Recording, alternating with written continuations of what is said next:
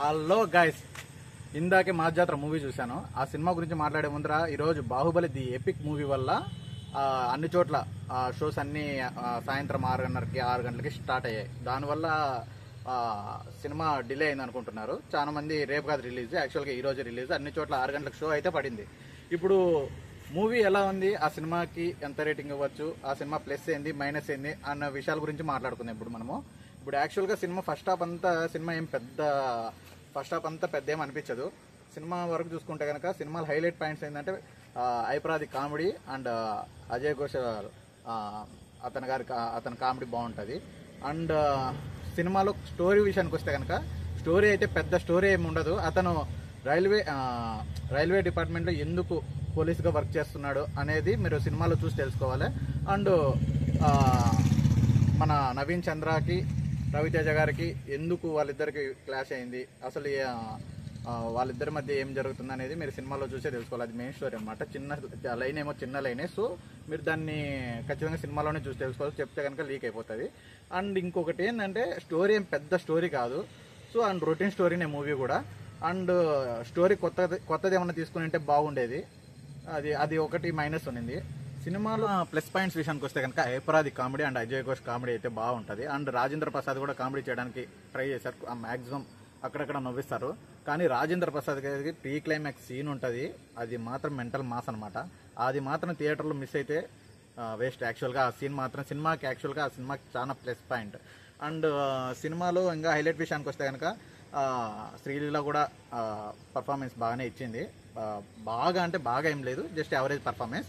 And Raviteja గారి acting చాలా బాగుంటుంది. అండ్ ఇంటర్వెల్ వరకు అంత పెద్దగా అనిపించదు సినిమా.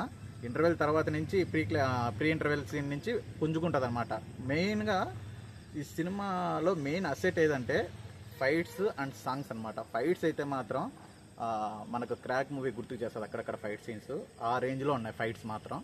అండ్ సాంగ్స్ విషయానికి వస్తే కనుక ఒక సాంగ్ తప్ప మిగతా సాంగ్స్ అన్ని స్టోరీలో లీనమైనట్టు ఉంటాయి. అన్ని స్టోరీకి తగ్గట్టే సాంగ్స్ డిజైన్ చేశారు. అండ్ మ్యూజిక్ మాత్రం భీమ్స్ అదరగొట్టేశాడని చెప్పాలా. ప్రతి సాంగ్ బాగుంది.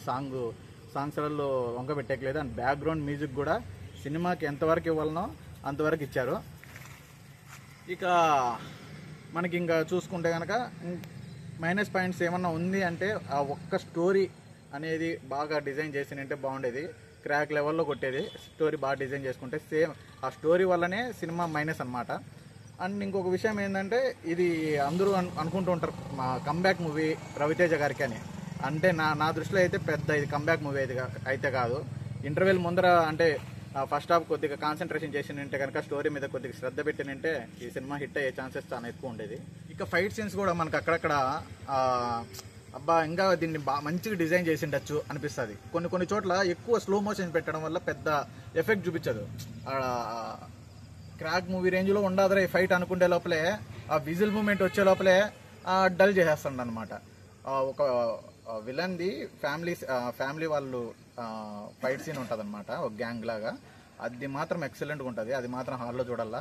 And Rajendra Prasad scene and climax Raviteja గారి పర్ఫార్మెన్స్ అండ్ నవీన్ చంద్ర గారి పర్ఫార్మెన్స్ అయితే హైలైట్గా ఉంటుంది. ఇక నేను ఈ సినిమాకి ఇచ్చే ఇది నా రివ్యూ అనమాట. ఈ సినిమాకి నేను ఇచ్చే రేటింగ్ 5కి 2.75 నా రేటింగ్ అయితే. ఈ సినిమా బ్లాక్ బస్టర్ హిట్ అని చెప్పలేము, హిట్ అని కూడా చెప్పలేము. కానీ సినిమా బాగుంటుంది. ప్రీ ఇంటర్వెల్ సీన్ నుంచి సినిమా మాత్రం లేసుకుంటూ వెళ్తుంది. ఫస్ట్ ఒక 45 మినిట్స్ దాకా మీరు ఓపిక్గా సినిమా చూడగలిగితే కనుక సినిమా మళ్ళీ దాని తర్వాత ఎంటర్టైన్మెంట్ చేస్తుంది అనమాట. మీరు ఈ వీకెండ్కి హాల్లో వెళ్ళి బాగా ఎంజాయ్ చేసే మూవీని చూద్దాం. ఈ సినిమా ఎంత మటుకు కలెక్షన్ వస్తుందో ఏమొస్తుందో. ఈ సినిమాకి నేను ఇచ్చే రేటింగ్ అయితే 2.75.